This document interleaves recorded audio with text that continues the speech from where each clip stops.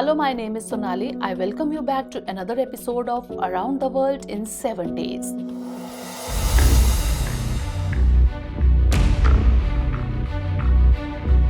These days, global politics is writing a new story every day. The situation arising out of the Russia-Ukraine war is very important in this. In view of this war, the possibility of Chinese attack on Taiwan has also increased.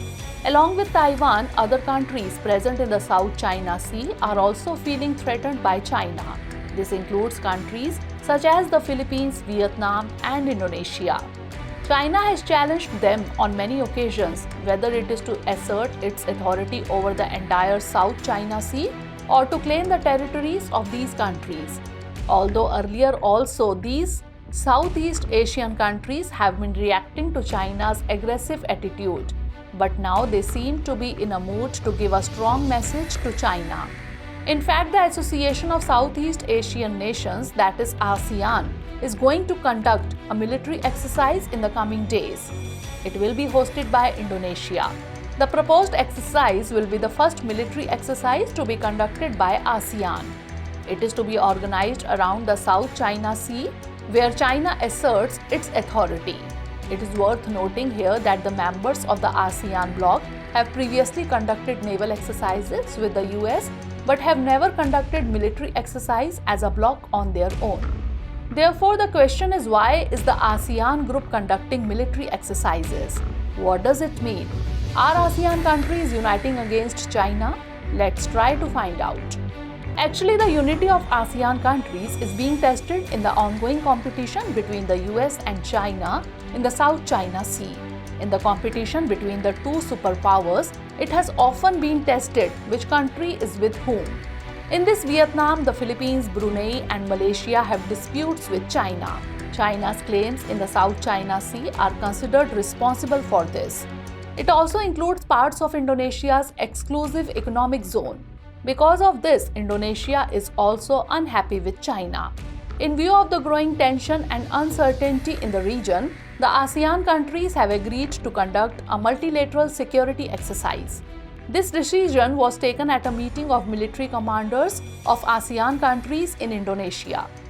According to Indonesian military chief Admiral Udo Margono, no combat training will be done in this exercise. It will focus on maritime security and defense. Its purpose is only to demonstrate ASEAN centrality. The North Natuna Sea has been selected as a preferred area for the exercise. Special thing about this area is that when China claimed the 9-dash line about a decade ago, it showed Natuna Island as its part. The Chinese troops then traveled to southern Natuna Island and inside Indonesia's sovereign maritime zone. This made Indonesia very upset. About 4 years later, Indonesia renamed the southern shore of the South China Sea as the North Natuna Sea, incorporating these islands. Apart from this, the Philippines also has a dispute with China on many issues. The most important issue in this is the attempt by China in 2012 to capture the Scarborough Shoal of the Philippines.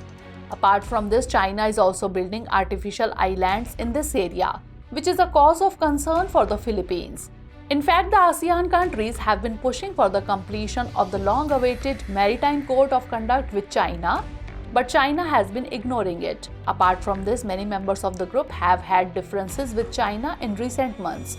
As we mentioned earlier, China claims the entire South China Sea by showing historical documents which other countries in the region reject. Due to this claim and counterclaim, different countries name this region differently. Vietnam calls South China Sea as the East Sea and the Philippines calls it the West Philippine Sea. The Philippines has been critical of China for its aggressive tactics. At the same time, a few months ago, Vietnam was worried about the deployment of a Chinese research vessel near several gas blocks in its exclusive economic zone. Apart from this, China is also accused of sending suspicious marines. This was the area where the navies of India and ASEAN countries exercised. In this way, Chinese Navy has been present in this area for a very long time. For these reasons, the issue of ASEAN centrality emerged. And to show this centrality, the member countries agreed to do a symbolic military exercise. Although this exercise is focused only on security, but in the rapidly changing regional and global situation, ASEAN's first military exercise holds importance.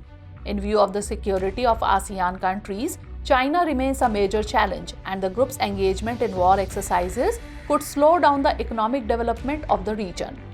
Therefore, in view of the uncertainty of the global economic system, ASEAN should put more emphasis on strengthening cooperation with its external partners apart from the members. That's all in today's episode. See you again in the next episode. But before that, let's note down the question based on today's story. Discuss the implications of the first military exercise to be conducted by the ASEAN group.